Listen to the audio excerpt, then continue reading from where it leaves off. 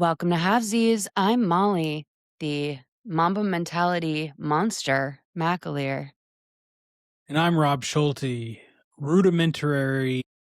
Uh, r- Hello. Hi, Yup. Molly. How's it What's going? up? What's up? Keeping Rob, it real. I Keeping it so real. I texted you last night Mm-hmm. when I was out drinking. Mm-hmm. Let me see what time I shot this over. I, of Yesterday. course, was very triggered by this. Yeah, of course. So at 11:20 p.m., I wrote, "How much does Jess want for her morning?" Question. Show hoodie? Question mark, okay. Um, I drank a lot last night, and I don't this was probably, like, I was probably in bed when I wrote this.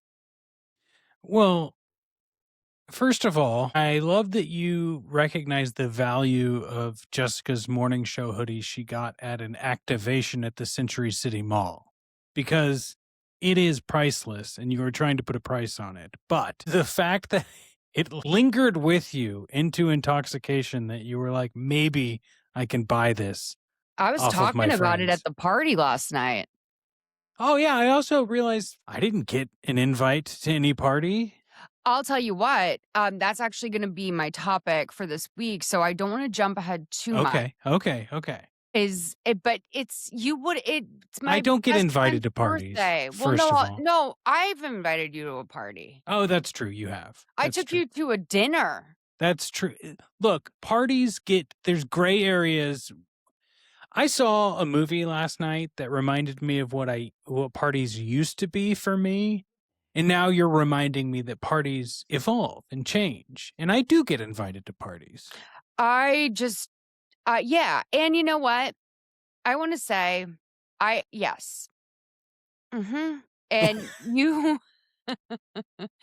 I don't know if you would have made sense at this party, I'll say that. Maybe you would, but I will say, That's fair. You gotta know you can't spoil the group with people who don't necessarily need to vibe at the party. but also it was at a bar, so I take that back a little in the sense that anyone could go, but Rob, do you wanna just say it's dad AF of me that I took you to a business dinner?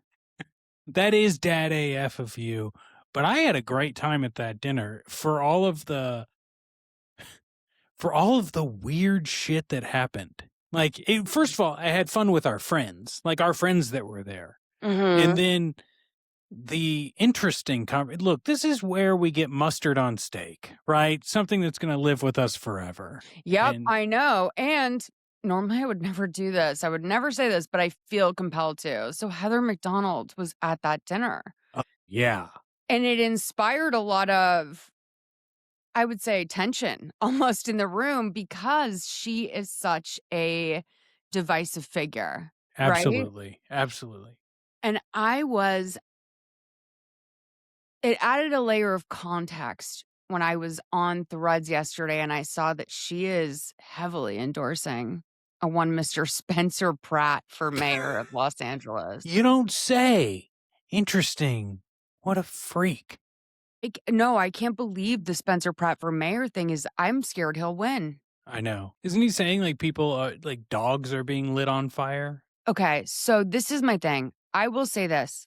Everything positive I've ever said about Spencer Pratt in my history is true. I actually really personally have had nothing but great experiences with him. He Mhm. always remembers me. And like, sure, you know what? I'd like to know the mayor. Maybe not such a bad Sure. thing. Sure.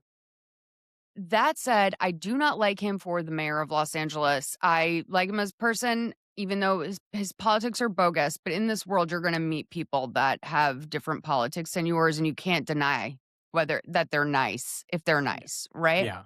Unfortunately. That's what I'm saying is like some of these motherfuckers are so nice. And it's like, well, I wish you didn't have these appalling beliefs because Yeah. otherwise we vibe. But And yeah, may I say real people, quick, Molly, sorry. yeah, Sorry sure. to interrupt you, but this is where the people who like where everything catastrophic lives online, right? Like there is no gray area when it comes to the people who like look up reality stars and their political beliefs and things like that. Even those creators are good people, but it does create this boundary in this world where like in real life sometimes those boundaries are blurred. Oh, that's so T-Rob, because that's the thing that I have a hard time with the love on the spectrum discourse. Mhm. And I mentioned this in your episode, and I could feel like a heaviness when I brought it up, and I was like, "Oh, I shouldn't. Maybe we won't spend time here." Sure, sure. But I will say that, yeah, it can be a little bit of, this sounds so passive. It can be a little bit of a buzzkill Well, of course. that, like, you know, I mean, I don't think Abby's mom is abusing her because she's MAGA. No, I mean, yeah, duh. But I don't want Spencer to be mayor of LA because he is. I think Donald Trump as president could be a story written by Spencer Pratt.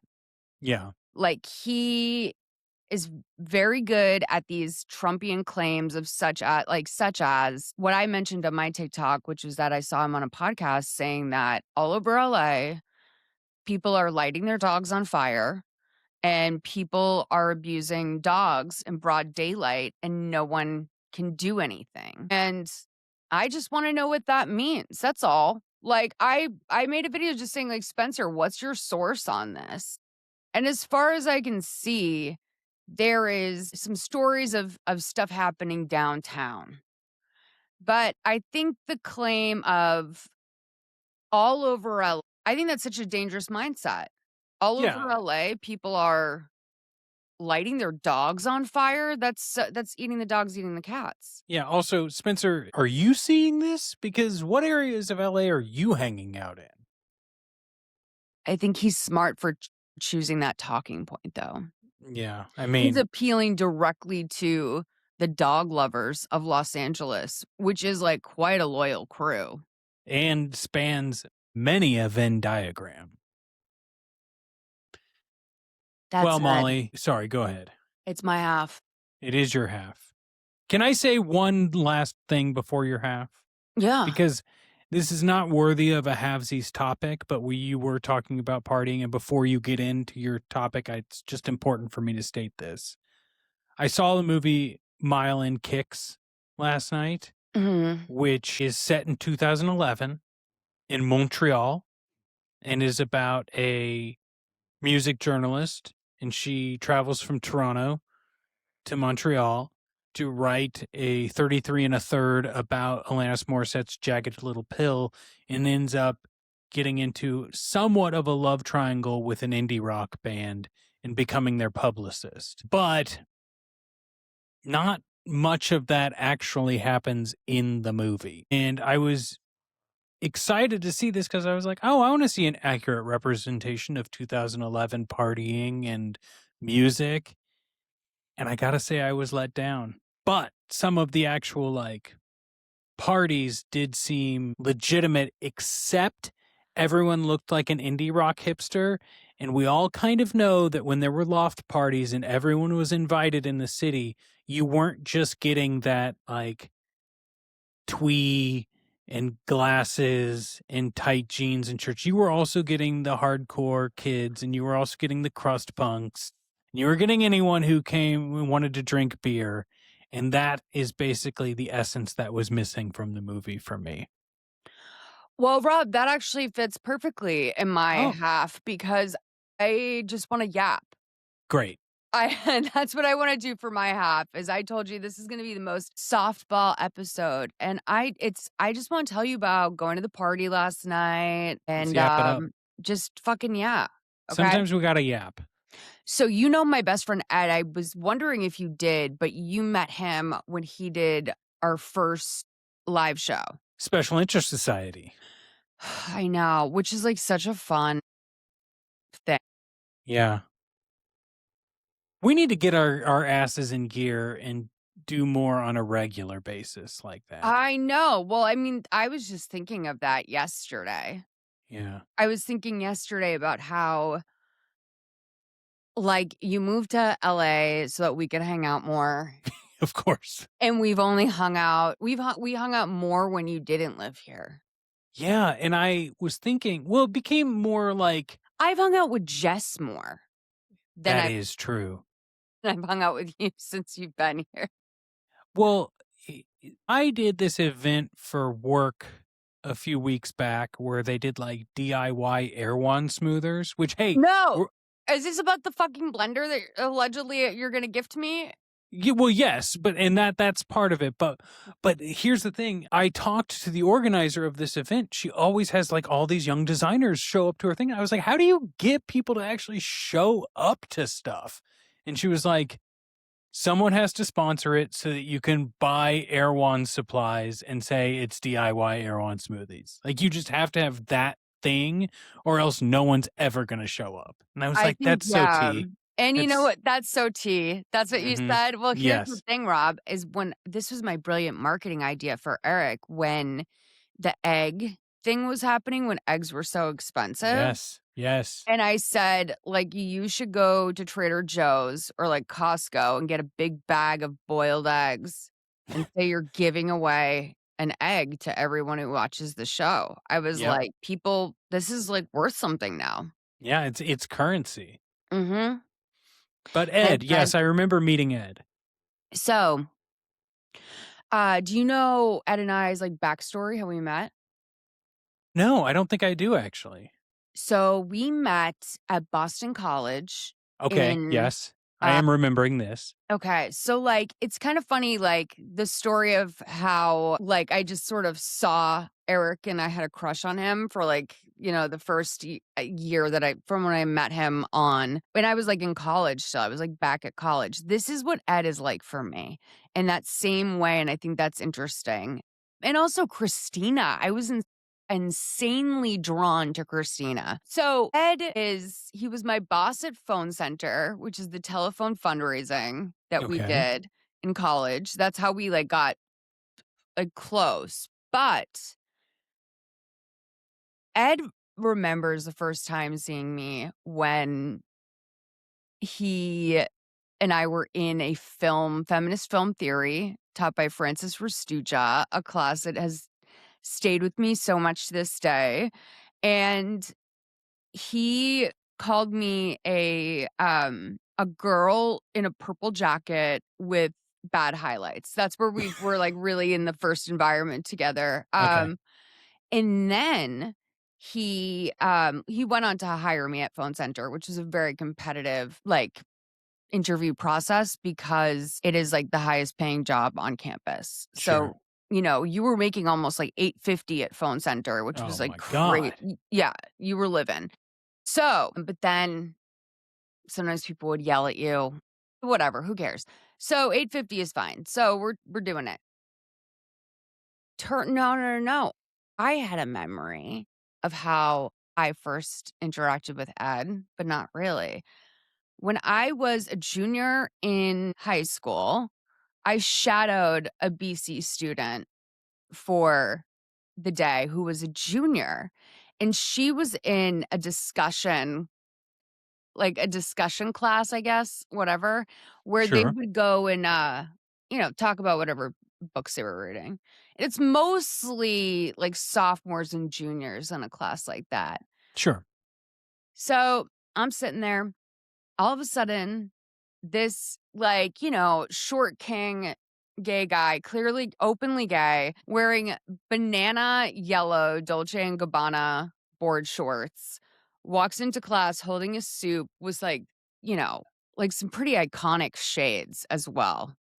I would almost call it like akin to like a design. It was probably a designer version of like an Oakley, like a high end designer version of that. Wow. And he goes, "Can we have class outside today?" And I think it must have been late March or early April, which back in those times, like before global warming like became so fucking noticeable, you would never go outside for a class in like March or April. Half the class is going to get shivers. So, Yeah. that was the first time I saw him, and at that time, my mom had really been riding my ass about going to BC. She really wanted me to go, but I thought that, like, BC was so straight-laced, I had about my punk rock phase, so, like, I was, like, going through that era, and I also was very clear on the path of going to Suffolk, going to Suffolk Law School, becoming a politician eventually, like, that was my goal, and I was saying to my mom, like, "I just don't wanna go to BC, I don't think I'll fit in, like, I'm alternative, and I have this I'm an alt girly, mom. if I wanna be a politician, I have to go to I have to go to Suffolk." Mhm. And so, she was really pushing me to do it, and one of the reasons, like, why, was that she studied fine arts at BC, so she was very much like a different type of student there. She was like, "Anything you can be anyone at BC. You don't have to be like a J. Crew girl." And that was that in the options? JQ crew girl? Eddie So Bauer edition Molly? no, like well, I mean, the thing is like I could probably assimilate, Well, of course, can't we all? but I n no, like, everyone at the school was so,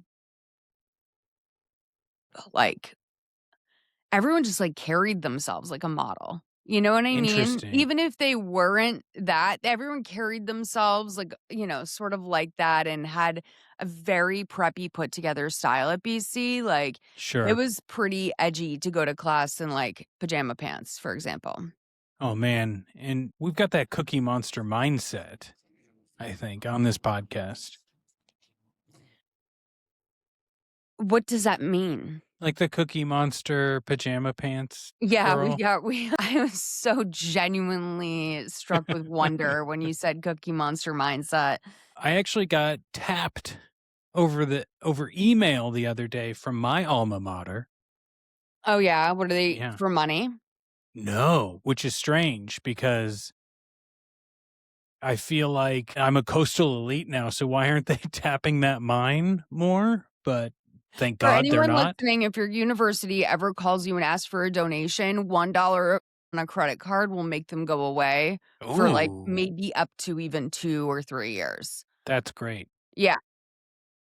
I was very interested because I've been I've had a complicated relationship not only with my university, but with Kansas in general. It was actually on one of my resentment lists was Kansas.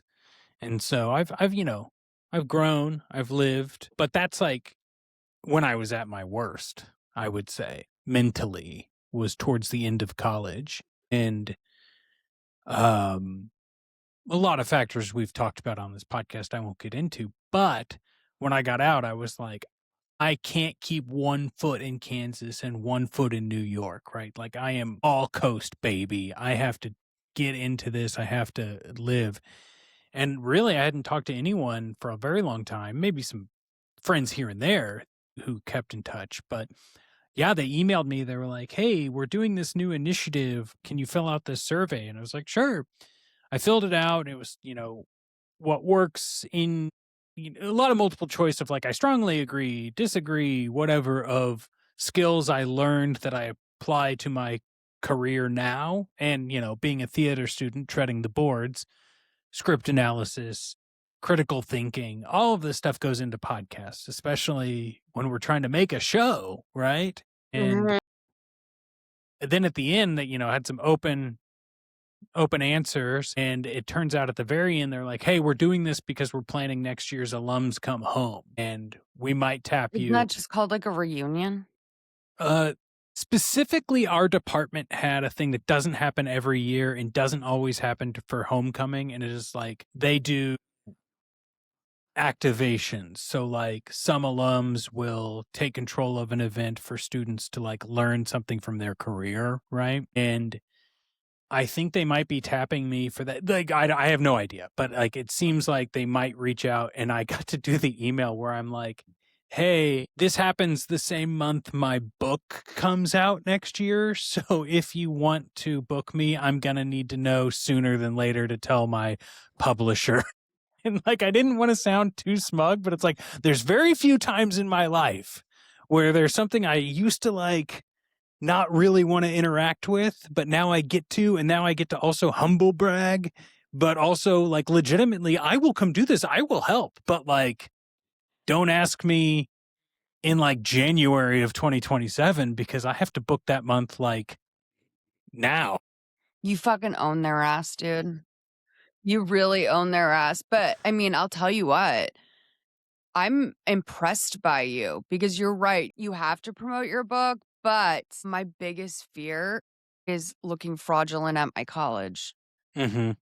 That's my biggest fear because there was professors we had who were alums and like you just knew if they were a loser. Oh yeah. Oh yeah. You know? So, I would be afraid and, like, I love that you have it would make me sit it out, I think. Well, I did wake up the next day and be like, should I have even like responded to that? Like, did I even need to like tell them any of this? But I legitimately am like happy to fill out the survey. But I was thinking like, I don't want them to ask me to do something that could legitimately promote my book, but like have it be right next to the deadline, right? Like I just know how these organizations work. And it's like, sometimes like you get students involved, it's like shit just falls through the cracks. And I'm like, if you want me, put it on the calendar, you know? Mhm. I love it. Let's get Yeah. it going, Rob. Let's, everyone do something inspired by that today and let us Yes. know what it is. I do wanna acknowledge to the people who are watching this on video, either on Patreon or on Spotify, which is it's available there now.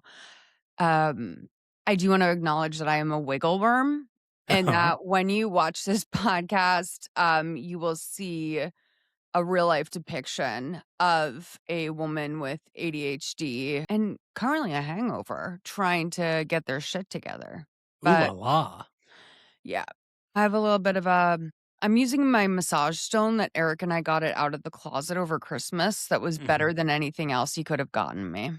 Is the Glendale out of the closet is the original one, right? I think so, but we didn't go there, we went in Hollywood. Where it's Okay, a wow. totally different lifestyle and mindset. It really is. They have a full weightlifting bench, but Damn. I wanted to tell you more about the party. Yes, please. There was a guy that came that Ed definitely thought was gay, Mhm. and when he came, he brought his girlfriend, Oh, interesting. and it became a big to-do of, like, oh, like, how the hell is he not gay? And I don't know him from Mhm. anything, so I just, like, I didn't know what I was looking for, but then it clicked with me what he is after talking to him. Red pill adjacent. I said, "The thing that made you think he was gay is that he doesn't like women." Because I bet you that could have sent Ed spiraling into what does this say about me? But with you there to be like, oh no, he hates women. It kind of straightened the situation out. Yeah, I mean, like, well, it was a topic amongst many at the party because I think Ed Interesting. had told all of us kind of, like, "I'm gagged that he's here," like and it was a great exchange of information, the way that it went down. So I got to walk into the party and say, "Someone almost shot the president at the White House Correspondents' Dinner," which, like, if you know me, that's exactly my kinda news drop is Yeah. like, "Give me some of that." Like, And it was a every shotgun. yeah, so I and I didn't watch it until, like, maybe an hour ago. Mhm. I've been, like, thinking about it all day and haven't watched it yet. So and, the manifesto, I read it, and I was like, "He sounds like a really nice guy." Don't you think? I haven't read the manifesto. I don't Oh, it know. was just all him saying, like, basically, like, I'm doing this and, like, I don't want the hotel to get any shit for this. I've and he listed, like, how he felt about killing a variety of different people everywhere from the president to Secret Service to, like, sort of how much was that the goal and what will he accept? It was full blown, like, borderline therapy speak, but, like, in a So you're saying very that's dangerous? mental I mean, listen, he's mentally ill, for Yeah, sure, of course. but, like, who wouldn't be? Yeah. You know what I was recently And reminded then, well, of? I'll say Go after I ahead, got go to ahead. bring that in, Ed told me the goods about this dude, so it was, like, right at the top, we both had bangers. I mean, that's a killer party right there. That's gonna sustain you for 3 hours at least. Oh, 100%. And, like, yeah, so But speaking of mental illness, you remember the guy who set the Cybertruck on fire? yes, what happened to him? Well, I don't know what's ultimately happened to him, but I was reminded the other day of what his last text was to his wife or girlfriend. It was, "I feel like I'm Batman or Halo." What does that Halo mean? Halo's a video game. Yeah, but, you're like I didn't know that it I was think it's about like, I'm driving such a ridiculous vehicle, right? yeah. But I just think that's just so funny. I feel like I'm Batman or Halo. And originally you might think because I'm about to do something that is of significant, like that I'm justifying, right? Like I'm a crime fighter. But no, it's just because I'm driving an enormous, ridiculous vehicle. What happened with him? How'd they get him? I don't know. I think he probably bragged about it, if I were to guess. Yeah. I don't remember even knowing that much. Do people think that his wife knew? I don't know. You know, I tried to Google it here. I think he might have. There's just a lot of stuff about Tesla's burning up. So it's hard to actually search on the fly for this. Yeah. I, Bad look, Mr. Lawn. that's why the dogs are being lit on fire That's all over true. LA. They're all in Teslas. They're burning the dogs. But okay, let me tell you about what Eric and I did next.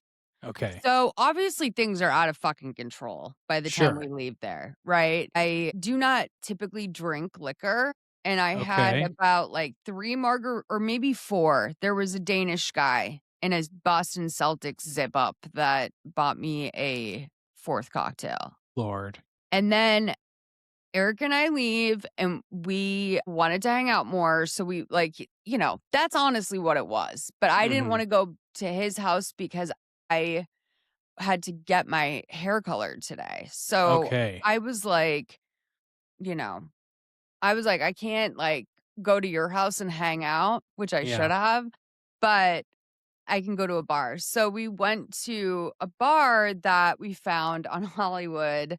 No, it was on Selma. And there was a little back patio that looked like a nice smoking patio area. So Eric and I went in that bar, but we couldn't get into that part of the party because it was a private party. Okay. Oh. And I get in there and I'm dancing and I'm like, meeting people, taking pictures, airdropping them to them. This is how I roll at a bar. I'm a lot of fun. We love to see it. Eric says something about how, like, oh, wouldn't it be great to be out on that private party patio? Okay. Ooh. Okay. Well, that's all it took to convince me. You did So it. You did it. I went in there, I walked in the room, I went to the first guys that I saw, and I said, "You know me, right?" And they were like, "Yeah." And I was like, "Okay." And, Eric sort of, like, came in the room after and, like, stood by the side a little bit. Then the 65-year-old man that was the security guard, like, literally a 65-year-old man, It's too came late for over to him. me and he said, "You're in a private party. Like, you need to leave." And Eric was so upset about it, and I was like, "Babe, he's right. We were in a private party. We did need to leave." Like, that is always that's the one of the possible results of sneaking into a party. That's true. I mean, the guy didn't touch me, he didn't manhandle me, I didn't feel yelled at, like, probably the Yeah. blunting effects of alcohol, like, whatever he was like, it was really bad to him, and he started to get mad. He was like, "I'm so mad at that guy for the way he talked to you." Whoa. And Do so you think part of this was alcohol related though? Well, here's the thing, I almost wonder if maybe he's more right about the situation. Maybe I didn't interpret it socially as this guy being really tough to me. Okay. But I think also sometimes Eric is, maybe it's, like, more he's a little bit more socially, uh, afraid. Okay. Shy, That's that's the fair. word. That's fair. Socially afraid? Socially afraid. Hello? Got it. But yeah, I mean, I think that was probably kinda, like, risky to him that we snuck into a party, Well, and that's I thought it fair. was low stakes. Yeah. I mean, it is low stakes. Even getting kicked out is low stakes. They didn't kick us out of the bar, he just said, "You have to leave this party." Well, sure. I mean, like getting kicked out of the party is low stakes. Yeah. Like at the end of the day, like, well, okay, sorry, see you later. But, I mean, our sin wasn't even so great that they said, like, "You have to get out of here, you freaking crooks." Yeah. I mean, at the end of the day, the bar still wants people buying drinks. Mhm. Yeah. Yeah, but I'm gonna wonder about it, you know? I'll never know if because I was impaired, I will never know whether or not that guy was mean to me. Hmm. I feel like he was probably not. I think he might have been stern. Well, that's the thing is I said, "Eric," I was like, "He's a 65-year-old man." Like, I can't like, let's be real. Yeah. This guy shouldn't even be working in such a dangerous environment. No, no, there's no way he's stopping any crime that's happening. No, I was like, he's like, This is the maybe I don't know, extent of maybe what he's he ex can do. Mossad or something, and, like, I'm not. Maybe Yeah. he is a tough cookie, but I just didn't I thought he was very non-threatening and also big fucking whoop. Yeah, I guarantee he's a tough cookie, and that's the extent of his power. I'll tell you what the private party was giving, though. I was parsing this out with my hairdresser today, not to the extent we are here, but just briefly. I feel I think this is what we identified. I think she was a nepo baby. I Oh. wasn't getting rich girl, I wasn't getting anything like that. No, sorry. Let me rephrase this. Hmm. I'll say that, like, I wasn't getting anything from her that was, like, pretentious, maybe? The birthday Okay. girl? Oh, because I spoke to the birthday girl, I should say that. You made your way to the party head. Yeah. And I was like, I guess I was like, "Happy birthday," or whatever. But I got the vibe that, like, they were being insular because they were all, like, someone famous's kid. Okay. You know what I'm saying? Yeah. Yeah, yeah, yeah. And I just love it when you can figure something like that out or maybe come to a conclusion. Oh, yeah. I think that I also love sneaking into things, and I love getting away with things, but Yes. not like too dangerous, right? Like I don't want to get away with like major crimes or anything like that, but I like low stakes, exhilarating experiences. So the bar we were at last night was like a cowboy bar a little bit. Huh? So, and I'm a little bit of an outlaw myself, Bow, Rob. bow, bow. There was Yes. line dancing. I had Eric come solely to make sure that I didn't start line dancing, and I was like, "I need a fucking chaperone." Like, because if this happens, like so I brought up the call and response for Zach Brown Band on Survivor for me, where I was like, "You know what? It seems unlikely, but I might." Mm. So there was no smoking section up there. It was a Uh-oh. rooftop bar that was, like, part of a hotel, and there was no smoking section, and you think I'm gonna go down on fucking Selma, like, this area of Hollywood and go all the way downstairs to a hotel, the outside of it? No fucking way. No So way. my friend Allison and I found a spot where we could crouch and have cigs, and I just did it, and that was against the rules, and I just did it. Yeah. Well, I mean, that is the type of like I'm not sure at the dinner we went to we were technically supposed to smoke on that rooftop either, but we did. Lots of cig, yeah, but Yeah. someone was, I think, smoking weed there. Oh, they're all smoking weed. They're all vaping. They're all freaking I'm vaping. vaping. Yeah, Molly. But what? I It's time for your half? guess, but I'm just thinking about, like, late night partying and how I don't know, it's different for me now that I'm not drinking, but I still like to go to an event, you know? Not saying that, like, you I need like, I know, needed and to. by the way, I was thinking about that yesterday where I was like, "I should maybe invite Rob or No, something." that wasn't what I was implying, but, like, I'm just thinking about, like, ever since I stopped, indulging, bedtime's gotten earlier, wake up time's gotten earlier. Like, finding moments it's like, there's a reason why I went to a lot of Vanderpump watch parties at SUR because it was, like, something to do that had food and, like, tangentially related to something I could call a business expense, right? You But know where you I can had to go? stop doing that, you know? Go to the bar at the smokehouse. Get an Well, early steak by yourself, and you can really yap it up with people. that is cool. Jessica and I went there not too long ago and had a great meal at the bar. Yeah, It was wonderful. yeah, and, like, Wonderful. there's some real characters there. You get And there, then I like, remember taking a picture just of what it looked like on the inside, and we sent it to my mom, and my mom was like, "Who's that?" And I was like, "What are you talking about?" She was like, Who are you taking a picture of?" And I was like, "No, I'm just showing you the place we're having." Like I explained, like we're having dinner here tonight. It was just like someone standing in the so background. sweet. I mean, Yeah, well, did you get your pictures taken? I don't think they we do did that not at get the our official bar. pictures taken though. Yeah, I don't think they do that at the bar. No, Oh, yeah, Eric and I took photo booth pictures. I should tell you, this is really great. Um, at one point during the party, because 'cause we're out on a rooftop, the wind is blowing. What do you think Eric did next? held up, like unbuttoned his shirt and like held it up to the wind. No, he took a ponytail holder off his wrist and put his hair in a half up, half down. Oh And wow, I have never seen him do this, and it was fascinating to me because that's I interesting. it wasn't a I think he's so fucking funny.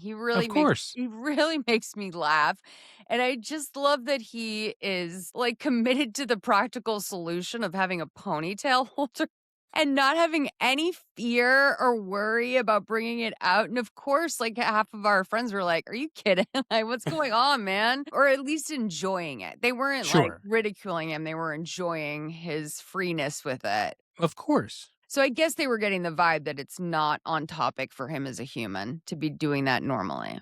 Gotcha. But I think that he fell in love with it because I've been trying to do Irene from the Real World Seattle buns on him because he has the same dark curly hair. And so I'm like, you look like Irene from the Real World Seattle. And and, last week I was doing it, and then I gave him a kiss, and he said, "You're a lesbian, Molly." It's Cookie Monster mentality. Molly, now I know it is almost my turn, but before we actually take that break and transition to my turn, I cannot believe I didn't tell you about this already. "What?" I know you love a good story about my dad. "Yeah." I recently, over the weekend, received, I think I told you this a few months ago. I got half of these like high eight tapes that I took home digitized. Well, I just got the second half back. And I haven't watched them all, but I did scrub through a lot of them. And there's a couple of like total gems of my dad in there. I was also always a little bit worried about sending these tapes in because I don't even know what's on these tapes, Yeah. right?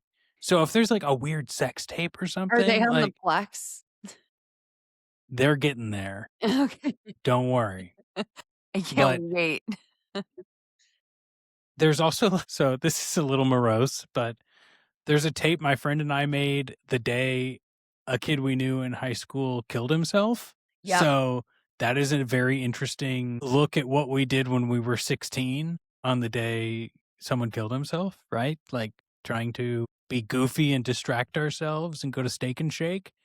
But the thing I was more excited was that I start one of these videos and it is my dad holding the camera walking into the bar he owned And someone's like, "Oh, hey, Dick, what are you taping?" He's like, "Well, it's my sister Kathy's birthday. We're going to go see what's happening at her birthday party at the bar." And let me tell you, about 2 minutes later, there is a male stripper dancing for my Aunt Kathy. And my dad is filming this thing. He's putting in work on the shop. I kind of lingering a bit on the male stripper. I'll tell you that. You think? Look, I have no dog in this fight one way or another. But maybe he's just a storyteller and a showman, right? This is what I will say is that I think he was probably making a memory for Kathy. Absolutely. That And is the so most realistic situation here. But when the maybe it's Zoom no starts fun. coming in, it's like, it is interesting. I need to see this cinema. We should do that for our live. We should look at a lot of we should definitely, this is a great idea, quite frankly. Hell yeah. Oh, by the way, speaking of great ideas, my weed delivery driver is coming on the pod next week.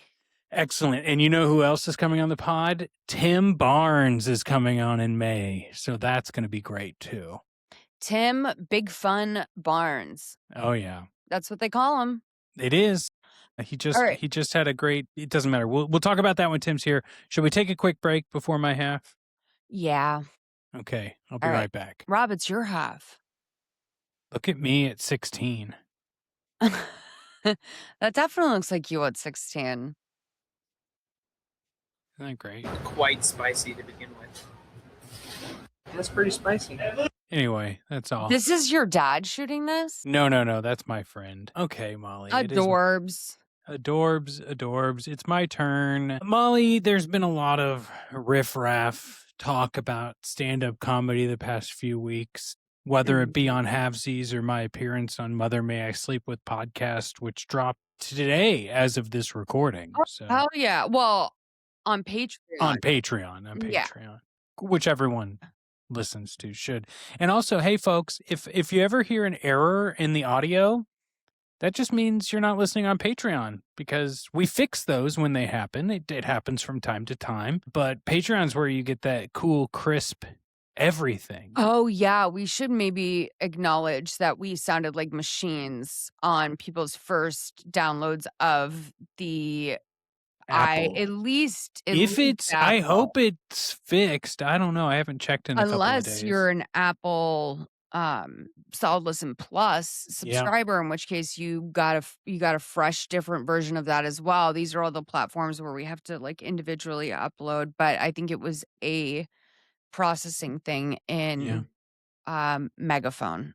And ultimately. we apologize. Yeah, and we're so sorry. But if you ever see that, just check another format. Maybe it may not sound the same on Spotify. It may not sound, but definitely on Patreon, you're going to get everything ad free too. So check it out. But we've been talking stand up. So then I was thinking about stand up comedy and how I have a complicated relationship with it. But then I went even further, Molly. I went further and I thought, isn't it interesting how many 90s sitcoms were born of like the persona of 1980s stand-up comedians? And or somehow were Like then Joey Gladstone. Yeah. I don't know. Full House. Tim Taylor, right? Drew Carey. Tim Taylor? Well, he's Tim Allen, and then his character was Tim Taylor. But Tim Taylor wasn't a stand-up. Well, the guy who played Tim Taylor, Tim Allen. Oh, so okay, I get what you're saying. So the theme would be, I get it. Because like all of Tim Allen on Home Improvement, like that's all born from his stand-up. So the thing is stand-up comics propelled to a sitcom where they're where like it's loosely based on their stand-up persona they created. Yeah. Which is and I've got some clips and I've got some lists and I've got things to talk about, but it's interesting to me because I feel like that was a machine that we don't see used as much anymore. Like I think the closest thing we can get to that is funny Twitter people being hired as writers. Like Okay. that was like the last time we got something similar to that. Yeah, if it But stayed anyway. I mean, Shane Gillis is a whole fucking vehicle on Netflix. yeah, I mean it it, look, I don't need to go there, but the fact that I think this is so interesting is because stand up wasn't readily available for people to watch. Yeah. You either had to be able to go to clubs where you're not necessarily seeing Drew Carey perform or Ellen perform if you are in Idaho. Well, also remember, like, how random it was that I mean, you know, Comedy Central really changed everything, but it always felt like comedians were getting sitcoms that, like, I was like, "Who the hell knows this person?" I know. And like, look, you could see them on Carson or Letterman or Star Search or I shows like knew that. Ellen DeGeneres because of her I think I saw her early stand-up specials on maybe Bravo back when it played, like, movies Or mostly. HBO, right? If you Yeah. had HBO, but like that's the other barrier, right? Like a lot of these things were on paid cable. So you Yeah. wouldn't necessarily, if it's 1992, like you're not actively seeing these people unless you catch them on a late night talk show or pay for HBO and get like the HBO special that's being shown. And so that's why I think it's so fascinating to think that these comedians are very, very popular in their own niche, but not to the majority of people who were watching sitcoms. And certainly not like my boy Carrot Top. No, no, who I saw at the Luxor last year and was Yeah, did phenomenal. how was it really good? It was great. Hell yeah. It Fuck was yeah. ridiculous, but it was No, great. I, fell in love with him on the Jerry Lewis telethons, and he was such a great talk show, like, comedian Yes. because he had his whole thing, and he would just sort of do a little takeover, but yeah, yes, they don't do they still fucking even do that? I don't think so. That's why I was saying, like, I can only think of it being like a Twitter move after that, and then they don't even really do that anymore because that doesn't matter. It's all now we're in influencer culture and they're trying to figure out what we want to do with TV Sure, sure, anyway. sure, but, like, no Like one's coming on Fallon and doing, like, a type 5? I have to think they're still doing that, but no one's people are watching those shows in clip form anyway, right? Like our boy My god, Christian Rob. Christian Hubicki was just on Fallon. By the way, I've been meaning to watch that. I've been meaning to watch that, and I need to dispel BTW from my vocabulary. I did Uh, it with QF, okay. and that was good, but so I know I'm capable of it, but I need to be more active in that. It's true. BTW is very 2011 coded. Well, it's no, it's the way that I say "by the way." Actually saying, by the Yes. way, Eric thinks it's a like, he says it's like a thing that you know, like a and what vocal I tick. no, he wasn't saying that, but he says, like, "Do you know you say this, like, all the time?" And I was like, "Absolutely not. And Of thanks course for I drawing don't. I attention to it. black out when I talk." But I thought well, he was sort of, like, like, thinking that it was funny. It was under Yeah, the of course. like, do you know that you do this?" He also pointed out that I say his name wrong. All right. Wait, I say what does he Eric. point out about me? Well, I've told you everything. Okay, great. I Then I'm don't keep hilarious. anything from you. I love No, this. he's never I've reported everything back to you, not in a way that's like malicious to my relationship, but in a way where he's never said anything to you that I I couldn't know. repeat. Um, so in this concept of how fascinating it is that popular. I'm not dissuading that they aren't popular stand-up comedians, but I think it needs to be recognized that stand-up comedy was so hard to access realistically for a majority of the country that these people who got sitcom deals, it just feels strange to me because it has to be that an executive went and saw this person at a packed comedy club and was like, they've got potential. Let's build a show around them, rather than they really are like have national appeal. And they ended up having They national appeal. always have comedy hounds in this Yes. world. They have always had that. The way that, like, most people would go, like, maybe see live music or go to the theater or whatever. There's people that their thing that they look forward to is going to a stand-up show.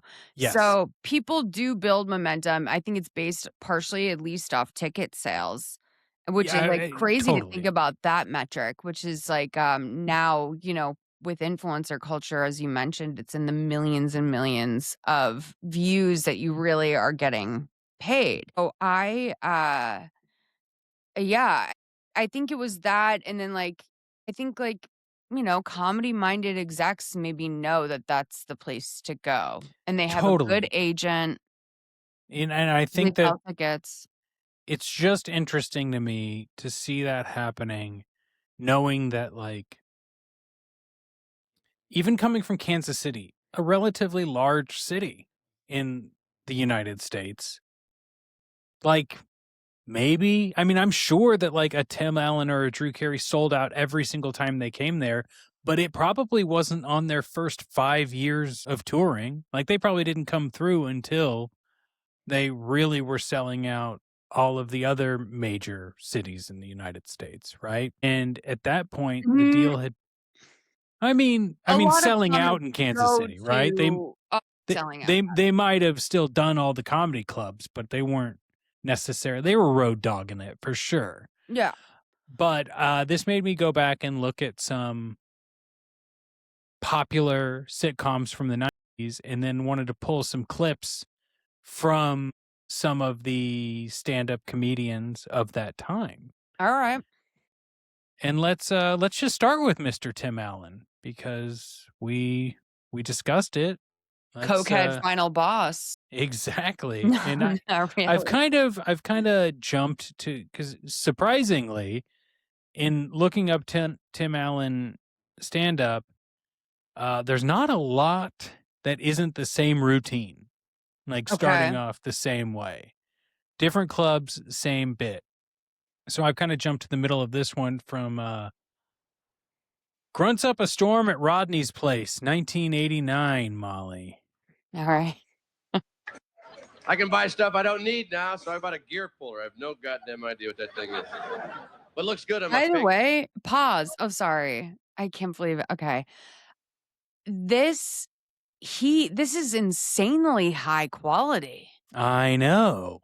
For that time in general, 1989 comedy club filming? in a comedy club, which is always a rough sell, is Oh, like, yeah. do you want to watch this stand up and that's poorly shot in a weirdly lit room? Whatever. People never know how to shoot that exactly. Now, this is Rodney Dangerfield's club, so maybe they had some high They quality. definitely did. Yeah. But then for someone on YouTube to have this version of it, Well, it is Rodney Dangerfield's official YouTube page. oh, it is. Yeah. With 563,000 subscribers. Go off, Rodney. Yeah. Anyway. 563? Yeah, it seems a little low. I'm gonna join. I'll join right now. You know, I'll hit subscribe as well. Yeah, let's push it up. I mean, just Okay. for the hell of it. Keep going. Sorry. Let's watch Tim. That's all men care about is a full pegboard of shit you'll never use. Oh, yeah. Also, stopping again to hear him say shit is weird. Yeah, because you've been really heavy in the home improvement. Well, and just the sitcom in general, not being able to say that. I get in the most trouble of getting home, watch that home shopping club. Well, that got Tools from Hell coming on there. Tools from Hell. The guy came on and said, eliminate the worry of sharpening scissors at home. Oh. Forget about Ethiopia for a minute. Here's a major goddamn problem. Well, I ordered the Ren 2000 Power Home Sharpener. 6 to 8 weeks later, it shows up, UPS.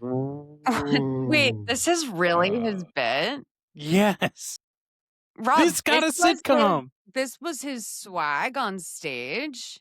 Yeah. Was the fucking grunting and the Yes. like literally talking about fucking tools? I mean, the opener for all of these is him saying that, like, men are pigs, and my mom always said that you're just like pigs and shit, and that if you only want 3 things, and he would grunt and go, oh, oh, oh, and point to his mouth, grunt again and point to his dick, and grunt again and point to his ass. Those are the 3 things: eat, fuck, and shit. That's the opener for every single one of these stand-ups. Oh my God. But like, and that's that's like Bert Kreischer, I think, gets those allegations. Where yeah. it's like you play a character, you have one specific bit that everyone wants to hear. Yep. But like I can't believe this, Rob. So let's watch like one more minute of this before we move on to a different one, just to see how grunty it gets. We smell each other's butts. He comes on in. Yeah, it's the best way to know a man. My dog taught me that. I never know open those boxes. What do you do with all that styrofoam, that packing, that popcorn? I save it. Yeah. Oh. I bring it out late fourth quarter football games. No one knows what they're eating anyway. Yeah. This is how he saves money with his house guests. Is he feeds them packing peanuts? That's the joke. I think so. And that men are just. Thing, I do like it the way I said it, but in theory, I don't like this joke. No. I got tools that fix tools. Every goddamn tool that makes, and plenty of duct tape. You've got to have duct tape. You can't fix it, duck it. That's what I do. That's some assembly, Carl, will hurt you. My mom gave me a grill this year, a gas grill, my birthday, Sunbeam 1620. You seen it, double burner? Yeah. That's it. Rob, I can't believe it. And I was watching an episode of Home Improvement the other day, and a guy was like making fun of him doing the grunt on his, Tools show. And he was like, yours is the show where you bark, right? And he's like, well, it's more of a simian grunt. And I was like, damn. So he actually like put thought into it. You are like an ape. You are grunting like an ape. You're not barking like a dog. I think that this is a key part of being a stand-up who gets a show. Uh-huh. Defined persona. Yes, exactly. Like something you can build around. Mm-hmm. Right? And so like it's important that you come in with like a tick or something like genuinely a grunt, like a signature grunt. People know what to do with that. That's to a comedy executive, that's comedy math. Do you remember Grace Under Fire? The Brett Butler sitcom? And I think hers was basically working mom, deadbeat, dad. Can I tell you? It made me uncomfortable. Well, let's watch some of her stand-up and see how, if it represents the character we think we saw. It's not strictly a lower class thing, by the way, because I loved watching Roseanne. Oh, yeah. Who was also like, working class. Okay. And also like incredible. I mean, the show itself was incredible. She is Roseanne. I mean, like that's one of the big shames in life. Yeah. I escaped 8 years ago. This is a true story. When I was in New York less than 3 months, I stopped a mugging. Probably unwise maneuver even here. And this is exactly what happened. It was on Times Square on a Sunday afternoon, and I see this like he looks like Johnny Winters except with needle marks coming towards me, really junky albino. And he was holding up a giant Scientology poster. And my first thought was, God, I hope he stays with the heroin. and then I realized he was using the poster to hide the fact that he had his arm down in the little old lady's purse. And the first thing I do is like, I'm just, 3 feet away from him, and I go, get out of her purse right now. And he did, and came flying at me. And these guys on the street pull him away, throw him against the wall. I'm standing there thinking, I've only been in New York for three months, and I'm making it a better place on his shoulder. And then the cop gets there, listens to the story. This is true, comes over to me and goes, is this true what they tell me, what you did? Yes, officer, it is. If you were my wife, I'd break your neck. So that's interesting. You know, I'm thinking about a lot here Yes. with this because, like, one, I think this is like Spencer Pratt's mayoral pitch. Like, this is what he wants to do. This is what he's giving us is like, you know. But I love the Scientology reference. That is Yes. really early to And be that was doing that. 1992. I think that's what this said on screen. Yeah. Oh, that's so interesting. And Yeah. maybe it's more that, like, what's actually interesting is that you used to be able to say something like that. And, like, Absolutely. now it causes a chill in the room. Yeah. The power of a cult. Of course. And I think that, like, her persona, which we didn't necessarily get in that joke, but it is just like a single woman doing what I can stop a mugger. I don't care. I'll stand up to the cops who are being misogynistic against me. All this sort of stuff. I'm going to make a joke about it. And then she gets the sitcom about being a mom who has to work hard and doesn't put up with anyone's shit. Yeah.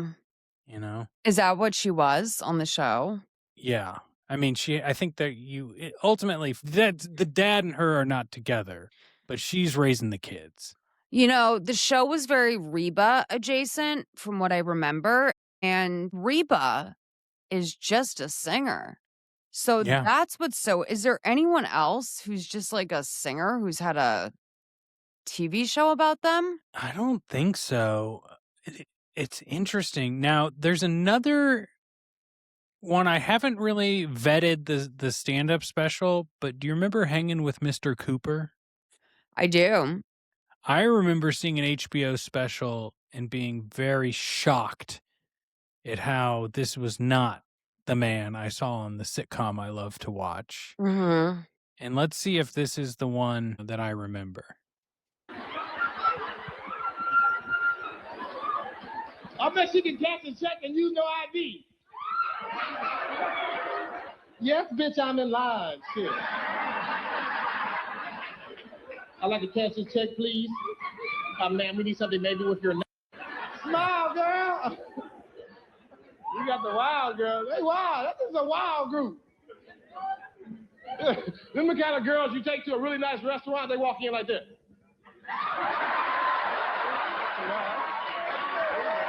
Can you do that car wash? Yeah, 8 hours late, expect to sit up. So I have to jump to a joke. So, and no, I mean, like, I'm gagged a little. Yeah, it is. I specifically remember him talking about how if his sitcom was actually based on real life, he would have banged all of the people he worked with. And I was like, that seems rude to say.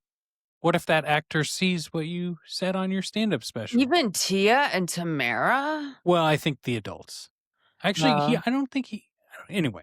Well, you had Jack. Well, and he had... Look, I don't need to get it... I don't remember... You think he's, it's like a coming out thing? No, I think it's more like the cast of Hanging with Mr. Cooper. I think there's a woman named Holly that I was like, yeah, Holly Robinson, Vanessa Russell. He was like talking about how he wanted to bang her. And I was like, what if she sees your stand-up special, man? She might, he might be operating under the assumption that she'd like that she'd be flattered. Well, it is the early 90s and he is the star of his sitcom. But let's see if we can get another good joke before we move on. Why does it take black people 9 hours to realize they've been shortchanged? Brother like this, damn. I had $20.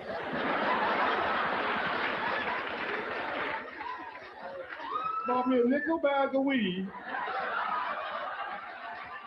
and some Doritos.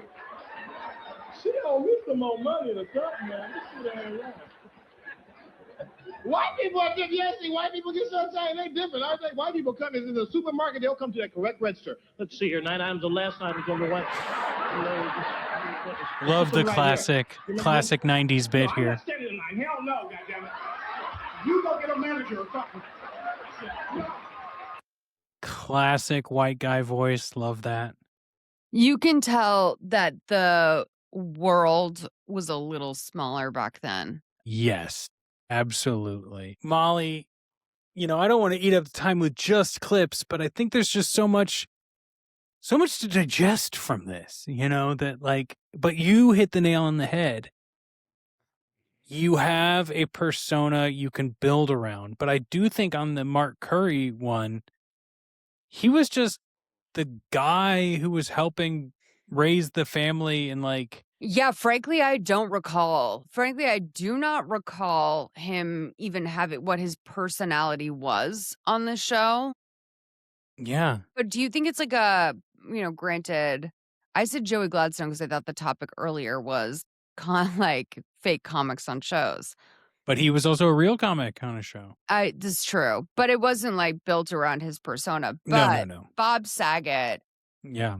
being That's a what shocked dirty America. comedian, right? And so I have to say, I haven't ever looked up his stand-up that might be out there. The really filthy shit that allegedly he says at clubs. Yeah. Rest in peace. But it's just allowed my mind to go wild, wondering what the hell he's saying.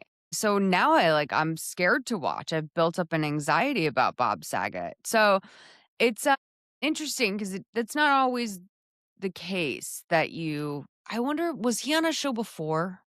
Bob Saget or Mark Curry? Mark Curry. Mark Curry TV shows. I don't think so. Yeah, it seems like that was his thing, stand-up comedy, and then hanging with Mr. Cooper, where he plays an ex-NBA star who now teaches basketball and teaches kids he's a mentor, Yeah. Shout out to Tia and Tamara. I don't think they were on that show. Oh, yeah, that was Sister. Yeah. Oh, hanging with Mr. Cooper. What was that? He just lived with a maid? I think he had 2 roommates that were ladies, and he was the high school teacher. And were there not kids on it? I think there were kids. Oh, yeah. I'm going to get to the bottom I of this. was thinking about Sister. Sorry. If I derailed the episode. I think one of the ladies, this is like the Alex v. Alex situation. We're going to figure it out while we go along. I know. I wanted to acknowledge that. I'm glad you brought that up because I wanted to mention that I realized when I was editing the episode from last week that Rob genuinely did not know what I was talking about, which was my fault. Entirely my fault because I started it strangely. I allowed you to do an open question, which is the worst way to pitch something like that, right? But yeah, in the process of doing that, I realized that, and I want to apologize to the audience and apologize to you for the confusion. That's probably why the audio got all fucked up, was because it was saying it's demonic audio. Yeah, it's true. Well, Molly, I gotta ask you, do you want to watch a Bob Saget clip or do you want to watch an Ellen clip? Let's watch a little Ellen. You know what? It's time that women get a break in Hollywood. I think so. Let's let Ellen have a second chance at a career on this podcast today. Now, remember, this is Ellen DeGeneres, HBO One Night Stand, 1990. This is essentially the special that got her the sitcom. Okay? I remember watching this on HBO. That's what I was seeing Bravo earlier, maybe later Bravo, but yeah. No, it was definitely this. This, of course, is rebroadcast on Comedy Central, which is why we get the little bug at the bottom. But this is someone who's like, that audience is laughing. We're giving her a sitcom. If the door is not locked, we're so scared someone's going to push that door open on us. If someone had an aerial view of what we look like in there trying to keep that door shut, we are in positions, we have a foot against the door. We always have that that territory cough that we have. In the stall at the bathroom, of course. Of course. Okay. Okay. Somehow blocks everybody out.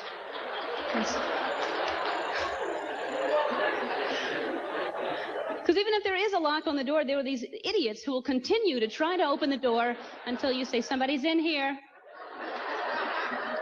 They will come back with a power drill until you say, somebody's in here. I'm just stealing the lock, ma'am. Goggles. Sometimes in public bathrooms, you find these railings on each side of the toilet. And that's for people who are that paranoid about catching germs, they can balance themselves actually above there. Wow. I have to say that the way to describe Ellen in this moment is she's so neat. Yeah. What a neat girl. That's Oh, definitely what they were saying about Ellen. She was interesting. Like, she's doing this very, she's got the bob. Like, what an interesting persona. She's a neat girl. She's very neat. I have to point out that this isn't there's 1 minute left of this special, at least on YouTube. This is like the closer. Is Okay. the bathroom bit. That's crazy. Because I think I I know. remember this being very, very funny to me. But again, life was slower. It was slower. We didn't have comedy every walk of life. But let's see if we really get brought home with this joke.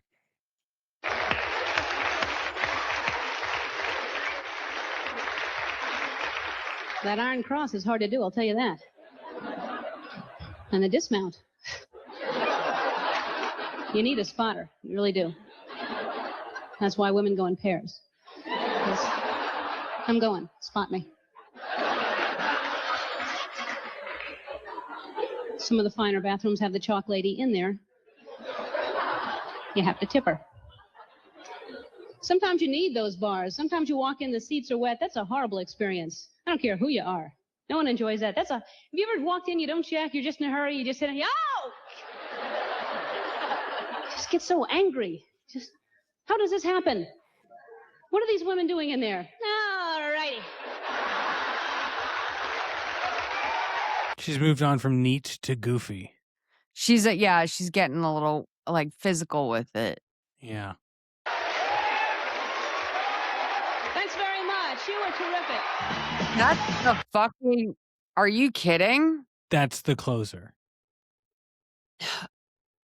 They had to have cut something. Had to have.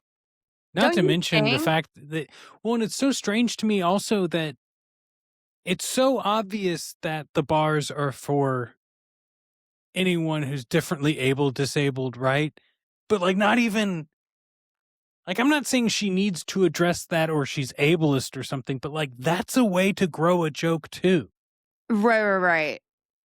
And we don't even go in that direction. It's just a someone sometimes pees on the seat joke. Okay, so this is the thing, is that there was no way to appeal to people back then with that type of thing. Do you remember people would be like, oh, wheelchair. People were demonic. crazy back in the day. There was we talk about this new lack of empathy, and it's no, people used to be way less empathetic about some of the most marginalized groups of people 100% in our and society. Am I describing racism? I'm sorry, I'm just realizing, but no, I think we're being hyper specific about how we started this, the non-gray areas of the web where people are this is the way it is. It's no, it has not always been this way. And there are these things that have led us to being this way. And this is one of them. yeah, it's but do you think that's Ellen's meanness coming through? Do you take that as a sign of Ellen having sensitivity issues? Of course. I mean, that doesn't just happen, right? Well, maybe. I mean, it could be under the surface the whole time. I'm just But saying there's a domino effect here, and this is something that we can specifically go back to be like, well, maybe this isn't the 6th domino that's knocked over, but it could be the 2nd or 3rd. it's so wild to me that America loved Ellen so much that when my mom asked me to get her tickets to the show when I was working on the Warner Brothers lot, I was like, "Mom, like, no." And my mom thought it was a matter of me not wanting to try for her, which is the easiest thing to like, I would have are you kidding? I was it was shut down by one of her former Emmy-winning writers before it even got out of my mouth. It was impossible to get tickets to that.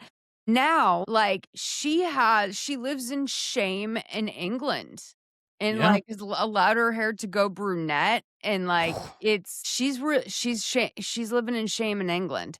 So, I will just say that it's wild that yes, the workplace allegations were not good, but they were ultimately merely workplace.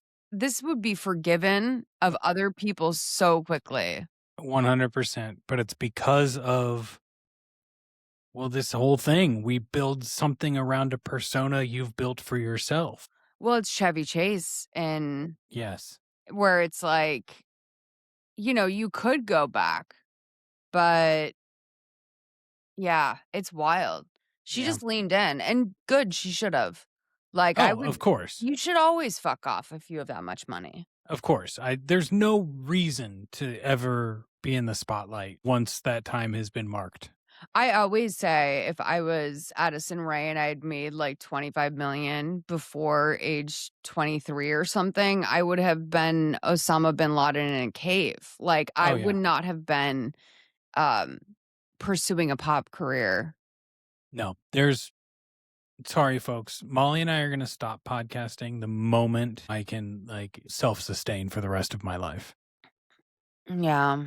I mean, maybe I'll still podcast with I you. wouldn't blame you if you wanted to fuck off, but Well, I say that now because it's not going to happen. But if it did, no, what if your book does 20 million copies? What if your book becomes like the Da Vinci Code? oh my God, I can't even go there. It's not. It won't be. What if it became the Da Vinci Code? It won't be the Da I Vinci think it Code. could be the Da Vinci Code. First of all, it's not do. fiction. There's some fictitious elements to it, but I don't know what the Da Vinci Code's about. I do know it's about a man following a puzzle. Should I watch it? yeah, I mean, the book and the movie were hits for a reason, right? Yeah. It's all like Jesus had a girlfriend, I think. Da Vinci? Da Vinci? Yeah, I think I'll look into it. So, all right, this is the end of the podcast, I think. Yeah, it is. For sure. Make sure you can find us at Trent Lively Pod on social media if you want to do that. Mm-hmm. All of our information will be in the description, but you should subscribe to Vanderpump Robs. Yes, You please. should consider possibly joining the Patreon or just maybe even leaving us a review. That would mean so much. And on the Vanderpump Robs front, folks, I appreciate everyone who says kind words about me here on Halfsies. So if you do like Halfsies, consider trying out Vanderpump Robs. Yeah, consider it for sure. Yeah. I mean, why not? And you know what? You cover a wide range on the show. And you've happily agreed to come on as co-host this fall and winter. Mm-hmm. So Yeah. we'll just putting that out there. I'm all in. But wait, Rob, Yes. one question for you. Can I get the exclusive possibly on your opinion about Summer House Audio Leak? Sure. Originally I thought it was a cast member. I'm not sure if that would be the case anymore. Do you want me to give my opinion on the audio we heard or how it came to be or anything? I guess like I don't really fully understand it because I don't watch that show, but Well, I will say that I think that it was probably, if possible, a +1 that was Yeah. sitting in a green Yeah. room. I think that I don't think the audio we hear is anything more than what we would expect to hear at a Bravo reunion. It's interesting because we are hearing it early and it's a leak. So that's something to like talk about. I thought maybe it could come from a cast member because a lot of the cast members have been going crazy on threads and social media right now.